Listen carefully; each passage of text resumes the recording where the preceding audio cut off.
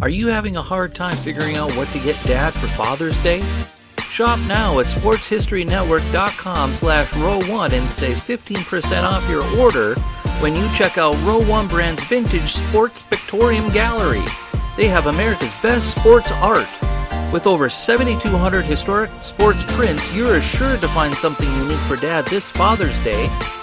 If he's an NFL buff, check out the 1963 vintage NFL helmet poster. Shop now at sportshistorynetwork.com/row1.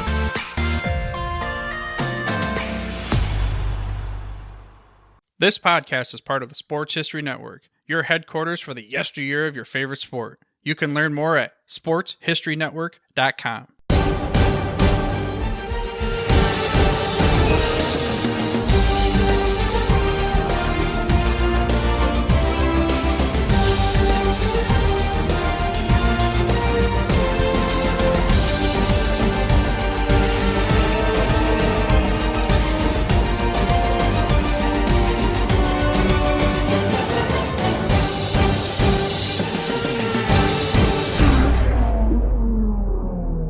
Hello, welcome back, sports fans, to another edition of the Historically Speaking Sports Podcast. I'm Dana Augusta, your host, and this is the place where we put a historical spin on current sports headlines as well as celebrate the anniversaries of the greatest sports moments in history. Now, in this week's show, we will discuss the city of Indianapolis, which is the focus of the sports world this week, as well as its place in the history of college basketball. That will be this week's main event.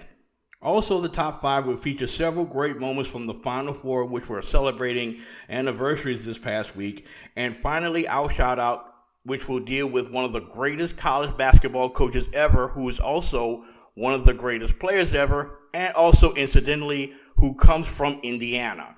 So stay tuned for all of that, but right now, we're going to go headlong into this week's main event.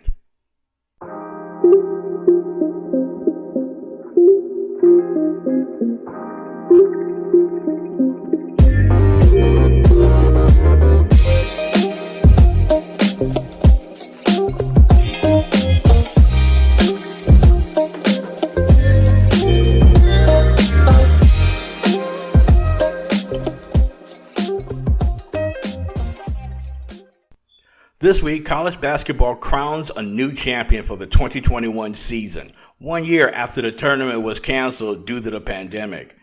With a reduced number of fans, the tournament was no less exciting. You want an example? Just take a look at the last seconds between UCLA and Gonzaga in overtime. This year's Final Four is taking place in Indianapolis, where in Indiana, basketball is more than just a sport. It's a secular religion. As the slogan that became famous during the 1990s and the postseason of the NBA, everywhere else is just basketball. But this is Indiana. Basketball in Indiana is as big as football in Texas. It's a religion, plain and simple. Since 1980, Indianapolis has hosted the Final Four more times than any other American city. And including this year's Final Four here at the Circle City, it has hosted the Final Four a record 8 times, more than any other American city since that time, and second most all time behind Kansas City. This week's main event, we're going to take a look at some of those times that Indianapolis has hosted the Final Four and its one shining moment. It all began in 1980 in Market Square Arena, which was the brand new home of the Indiana Pacers, and it was the Pacers' longtime home until the mid-1990s. And Market Square Arena was the site of the very first Final Four in Indianapolis, where Louisville, UCLA, Indiana, and Purdue came to contest the national title that year. In the championship game, Louisville would knock off UCLA 59-54 as Cardinals guard Darrell Griffith nabbed Most Outstanding Player honors for the Cardinals, which won their very first national championship under former UCLA head assistant coach Denny Crum. It was the first time in the history of the Final Four that year that no number one seeds had reached the Final Four. And it was one of those really great moments in the history, and not only the history of the Louisville program, which would become a powerhouse in the 1980s, but it put Indianapolis on the map of hosting a great Final Four. And of course, the NCAA would return time after time after time. In 1991, the Final Four will return to Indianapolis, but this time in the Hoosier Dome, the home of the Indianapolis Colts at the time. And that was one of the most highly anticipated Final Fours ever, with Duke, Kansas, UNLV, and North Carolina coming to town. UNLV was the headlining team that year because they were the number one team in the country as well as undefeated. They had defeated Duke the year before in the national championship game up in Denver by 30 points, which is one of the largest margins of victory in the history of the championship game. But those two teams would meet up in the semifinals, and it turned out to be one of the most exciting games of the decade in college basketball. Duke's 2-point win, 79-77, in the national semifinals would eliminate UNLV and deny them a second straight national title. Duke would go on to defeat Kansas 72-65 in the championship game, and Kansas was led by Roy Williams, who just recently retired, and that was his first ever trip to a championship game as a head coach. As we all know, he was a longtime head coach, longtime assistant coach under Dean Smith at North Carolina. And Duke's Christian Laettner that year was the tournament's most outstanding player.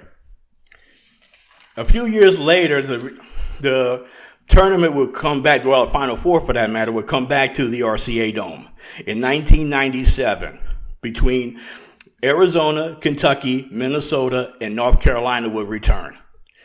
Arizona would end up winning the national title, knocking off Kentucky 84-79 in overtime. Wildcats guard Miles Simon of Arizona would be named the tournament's most outstanding player. One of the biggest things about that tournament was that Arizona came into the tournament and became the first team to knock off 3 number 1 seeds on their way to a national title. No school had ever done that before, winning the first ever national title. They knocked off Kansas in the Sweet 16, then North Carolina in the national semifinal, and then ultimately Kentucky for the national title.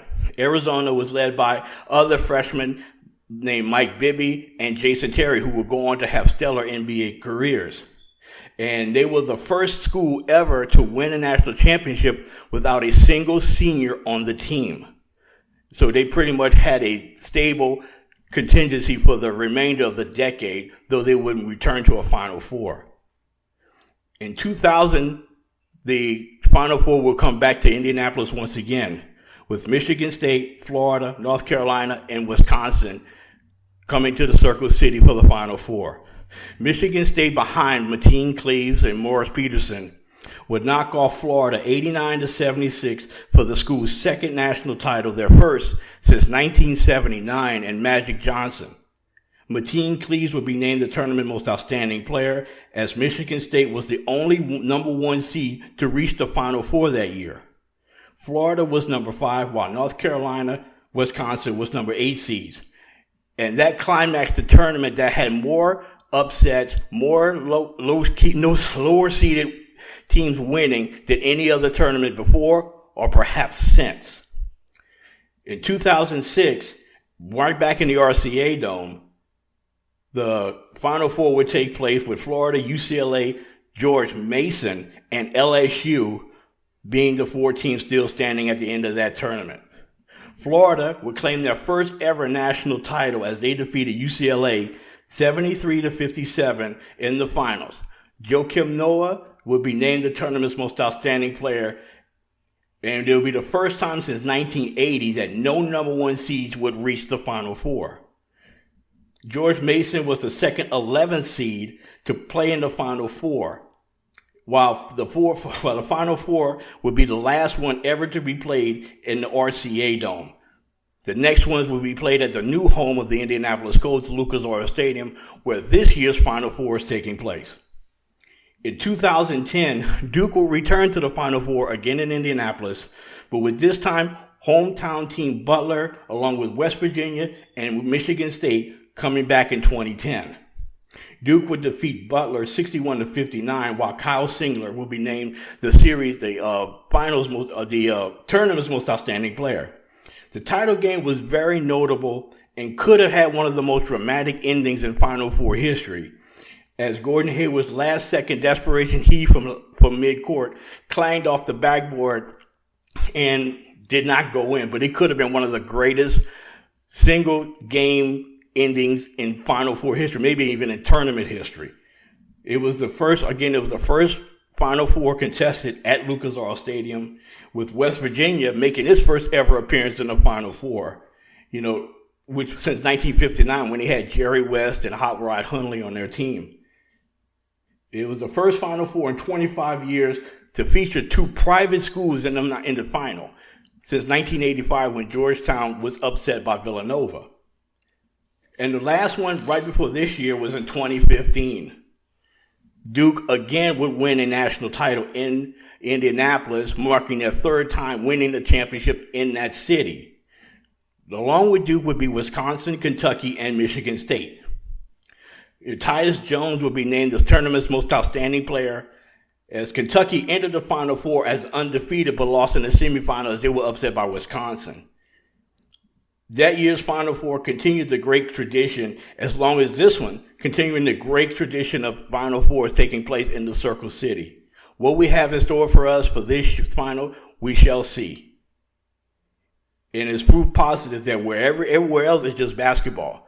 But for the exciting moments in the history of college basketball taking place in Indianapolis, it proves that this place is very, very special for the sport of basketball. And now, this week's Top 5.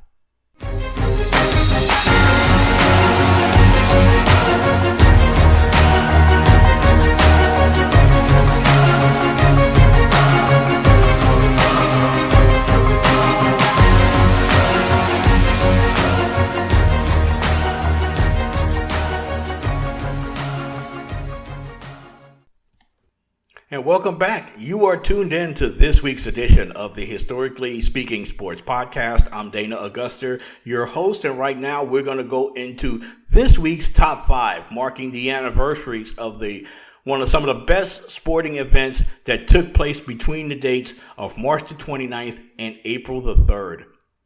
Coming in at number 5 from 1973. Ken Norton would defeat Muhammad Ali in San Diego as one of the biggest upsets in the history of boxing.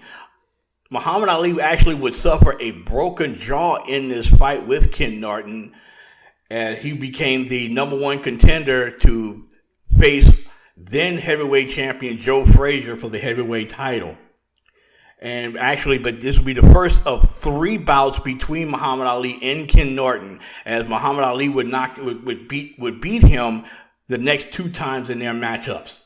And number 4, Indiana wins its 5th national title by beating Syracuse this week back in 1987.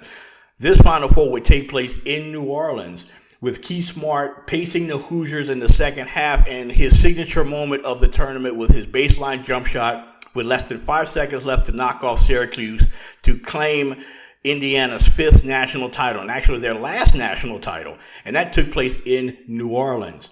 Number 3, speaking of Indiana, in 1976, and a lot of people have been talking about this over the last few weeks because of Gonzaga's chance of winning a national championship being undefeated. 1976, Indiana became the last team to go wire-to-wire undefeated, as they knocked off Michigan in Philadelphia to claim the national championship, and in doing so undefeated, led by the likes of Ken Benson and Scott May and Quinn Buckner. And that would mark the first time between Indiana and Michigan that the national championship game would be played between 2 teams that hail from the same conference. Indiana, of course, and Michigan, each part of the Big Ten. Number 2, one of the greatest championship games ever to take place, once again in New Orleans, with loads and loads of Hall of Famers on the court on that night. 1982, North Carolina versus Georgetown, one of the most climactic endings to a Final Four, as North Carolina would claim a national championship, the first under head coach Dean Smith, as North Carolina would knock off Georgetown 63-62. Of course, do you remember the iconic jump shot by Michael Jordan along the left wing over a couple of Georgetown defenders as North Carolina would claim a national championship, and then the unfortunate error by Fred Brown throwing the errant pass to James Worthy to end it. That was one of the greatest finals ever between Indiana and Georgetown, with a number of Hall of Famers on the team, with James Worthy winning Most Outstanding Player. You had Patrick Ewing on the side. You had Eric Sleepy Floyd. You had Sam Perkins on that team. It was just so many great players on that team and on the court that night in New Orleans, which was actually the first Final Four ever to take place in the Crescent City. And number one, possibly the biggest upset in the history of the Final Four, Georgetown losing to Villanova in 1985 in Lexington, Kentucky. What I consider a lot of basketball purists and historians call the perfect game. Heading into that game, a lot of prognosticators and a lot of basketball experts said that Villanova needed to play a perfect game in order to claim a national championship and upset Georgetown. Well, actually, they did just that. Shooting well over 70% for the game, Villanova was on fire so much, in fact, they only missed one shot in the entire second half. That's right, they missed only one shot in the second half to beat Georgetown by 1 and became the first number 8 seed to win a national title. The lowest seed ever, in fact, to win a national title. So that wraps up this week's top 5. Go through them again. Number 5, Ken Norton defeats Muhammad Ali in 1973. Number 4, Indiana wins its 5th national title, beating Syracuse in New Orleans in 1987. Number 3, Indiana goes undefeated in 76. Number 2, North Carolina gives Dean Smith his first national title and an absolute classic against Georgetown. And number 1, Georgetown loses in perhaps one of the biggest upsets in sports history, loses to Villanova in Kentucky. That is this week's top 5, and we're going to wrap up this week's show talking about one of the greatest college basketball coaches ever, as well as one of the great All-American players ever. That is this week's shout out. Don't miss it.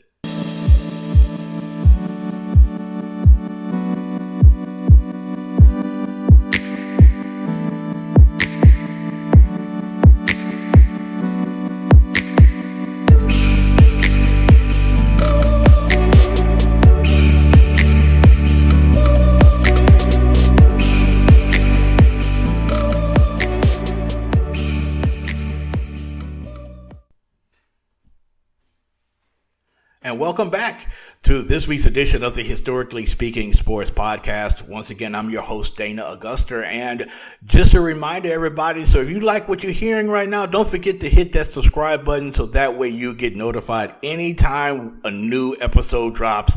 And we try to drop an episode every Monday. So stay on the lookout for that. If you want to say hello or say hi or make a comment about the show, don't forget to email me at historically.speaking.sports@gmail.com. Or if you want to get some daily dose of some sports history, you could check me out on Twitter at historicallysp2. So don't forget, check me out. There's a lot of different ways that you could check me out. There's a lot of different ways that you can contact the show. If there's some any kind of comments or compliments you want to hand out, hey, I'm all ears and I'm always open.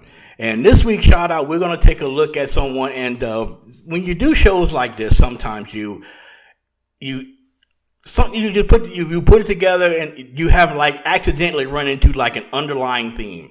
And this week is no different, because we talked about the Final Fours in Indianapolis. We talked about in the top 10. We talked about the instances of Indiana winning the national title. And now on the shout out, continuing that Indiana theme, we're going to be talking about someone who hails from Martinsville, Indiana, and is one of the primary icons of college basketball, not only one of the greatest players in the history of college basketball, but perhaps its greatest coach and greatest teacher. And of course, we're talking about a man by the name of John Robert Wooden. This week in 1975, he announced his retirement after UCLA claimed his 10th national title in 12 years. And some of his records that have laid behind are some records that you will never, ever see anyone even approach in the history of college basketball. His teams at UCLA from the mid-1960s through the mid-1970s, quite simply, was some of the greatest teams ever assembled through masterful recruiting as well as unbelievable coaching and teaching by this man. John Wooden was a 3-time All-American at Purdue University during the 1930s, and after he left the game as a player, he became a teacher, an English teacher in Indiana, and coached high school basketball, and later became a head coach for a short time at Indiana State University. In the late 1940s, he had a chance to leave Indiana State, and he had a chance to coach at 2 different schools. UCLA was one of them, and the other one was the University of Minnesota. As the story goes, he had a chance to finalize a deal to go to Minnesota, but for some reason, he couldn't get in contact with the school's representatives in Minneapolis because of a snowstorm. But the sun is shining out in UCLA, and he said that, hey, I need a job. I might as well take the job in UCLA. He ends up going to UCLA, and within the space of 20 years, turned this school that had been constantly in the shadow of USC into a national basketball powerhouse. Pete Newell, the longtime rival of John Wooden at the University of California, summed up the dynasty this way when he said that in the beginning of the dynasty, he won with guards. In the middle of the dynasty, he won with centers. And at the end of the dynasty, he won with forwards. So he constantly evolved with the time, with the one constant was his wins. And the great mark of any dynasty is not all the games that you win, but the notable games that you lose. One of the most notable was in 1968, when UCLA, led by Kareem Abdul-Jabbar, then known as Lou Alcindor, would lose to University of Houston in the Astrodome on January the 20th, 1968. That marked the first time a regular season college basketball game was ever televised nationally in prime time. Another moment was in 1974 when UCLA entered South Bend, Indiana with an 88-game winning streak and ended up losing to Notre Dame and ending that long winning streak. But John Wooden was the center of it all. With all of his wins and all of his championships, and a lot of his statistics are just unbelievable and mind-blowing to say the least. He had once had an 88-game winning streak, as I mentioned earlier, 10 national championships in 12 years, and one record that no one talks about, but is just astounding. 38 consecutive wins in the NCAA tournament, which turned into 7 consecutive national titles. Those records will never even be approached in the history of college basketball. So this week's shout out is going towards one of the greatest basketball coaches of all time and one of my favorite teachers that I've ever read about, a man by the name of John Robert Wooden, a.k.a. the Wizard of Westwood. That will conclude this week's show. I hope you guys enjoyed it. I had a lot of fun bringing it to you. So until next week, you all have a great week, and I'll talk to you next time.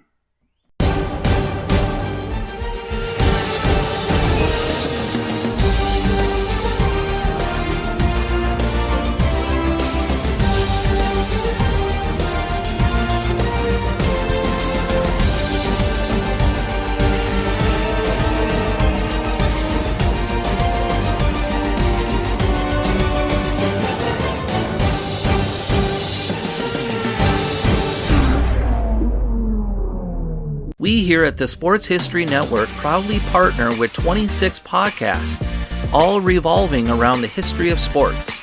But did you know that many of our hosts were sports history authors way before they started their shows? It's true. We've got Joe Ziemba, host of When Football Was Football, Joe Zagurski, host of Pro Football in the 1970s, Mark Morthier, host of Yesterday's Sports, Tommy Phillips, host of Lombardi Memories, and Scott Adamson, co-host of From the 55-Yard Line. All these authors have many books for you to choose from. To check them out, go to our website at sportshistorynetwork.com sportshistorybooks. Pick up your copy today. Soundtrack provided by Kevin MacLeod of filmmusic.io.